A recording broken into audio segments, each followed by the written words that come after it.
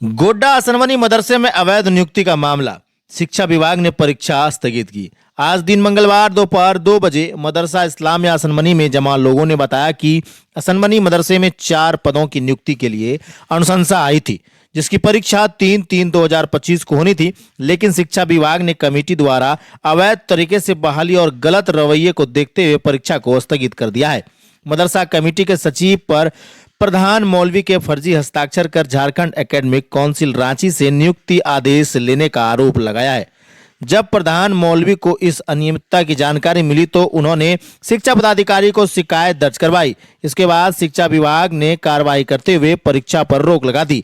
असनवनी के लोगों ने जिला उपायुक्त से अनुरोध किया है कि वर्तमान कमेटी को तुरंत भंग किया जाए और सचिव सहित सभी दोषियों पर कड़ी कानूनी कार्रवाई की जाए। आगे इस पूरे मामले को लेकर के वहां के लोग क्या कुछ कहते हैं, आइए आपको सुनवाते हैं।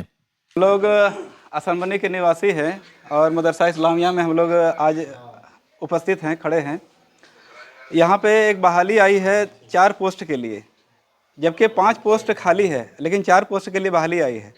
और इस पोस्ट में जितने भी सचिव, अध्यक्ष जो भी हैं कमेटी के, वो बहुत अनलीगल तरीके से अपने काम कर रहे हैं।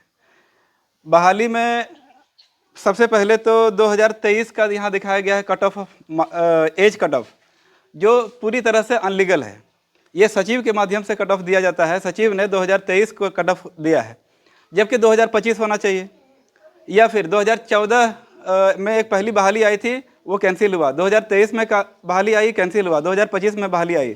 तो कट ऑफ देना है तो 2014 दीजिए, ताकि हम लोग जितना अभ्यर्थी हैं हम लोग आ सके उसमें। हम लोग फॉर्म नहीं भर पा रहे, 40 एज पार हो गया है। लेकिन मुख्यतः सचिव के बेटे का लेने के लिए उसका भी एज खत्म हो गया, तो 2023 रखा गया इसमें डेट, जो पूरी तरह से अनलीगल है। या तो 2014 रखिए या फिर 2025 रखिए। 2023 रखना बिल्कुल अनुचित है। ये पहला मेरा सवाल है। और कमेटी पूरी तरह से अनलीगल तरीके से काम कर रही है, पूरे मनमाना तरीके से काम कर रही है।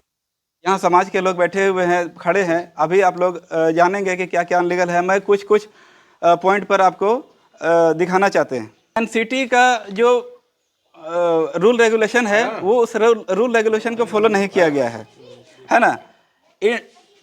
आईएएस हाफिज सीट को दिखाया गया, हाफिज सीट को दिखाया गया और उसके जगह पर मैट्रिक पोस्ट लाया गया। ये पूरी तरह से अनलीगल है।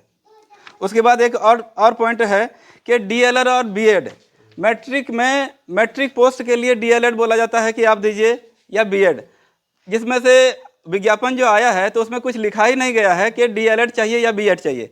अब मैट्रिक पोस्ट वाले क्या कह के उसमें फॉर्म डालेंगे? बीएड भी वाले भी डाल सकते हैं, बीटी वाले भी डाल सकते हैं, जबकि ये रूल रेगुलेशन बिल्कुल गलत है कि आप मैट्रिक में जा रहे हैं या इंटर पोस्ट हैं तो उसमें आपको बीटी डालना है, जबकि विज्ञापन में ऐसा कुछ नहीं लिखा गया है कि बीएड डालना है या बीटी डालना है। ये पूरी तरह से अनुचित है, ऐसा नहीं चलेगा।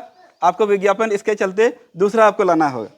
सबको लेकर के आप लोगों ने किसको किसको आवेदन दिया है? इसके लिए हम लोगों ने आवेदन दिया है। इस आवेदन के माध्यम से सबसे पहले तो जिला शिक्षा पदाधिकारी को दिया है, उसके बाद उपायुक्त को दिया है। उपायुक्त से मिले तो उन्होंने क्या कहा? उपायुक्त से मिले तो उन्होंने कहा कि हम एक कमेटी गठन बैठक किए हैं, वो उस कमेटी के माध्यम से जो सत्यता होगा, जांच होगा, उसके बाद ही जो बात होगी वो हम कहेंगे आपको। तो इस रिगार्डिंग हम लोग एसडीओ से भी मिले थे, उसको भी हम लोग ने आवेदन दिया।